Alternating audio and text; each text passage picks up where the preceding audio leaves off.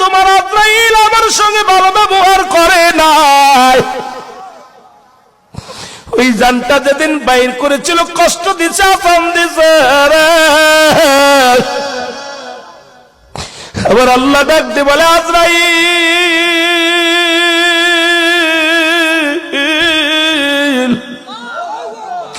আমার বন্ধুরে জানায় তার জানটা বাইর হলো কেমন করে জানায়।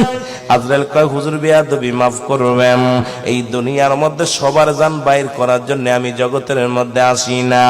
আরে আমি আজরাইল দুনিয়ার মধ্যে আমার থাকে, জমিনের মধ্যে পা, আসমানে থাকে মাথা মুবারক। আমি এত বড় দানব, সবার জান বাইর করার জন্য জমিনের মধ্যে আসি না। ওই আসমান থেকে এমন ভাবে একটা বিলকি মারিয়া দিই আমি দানব, এক নজর দেখিয়া তার কলিজাটা যায় ফাটিয়া।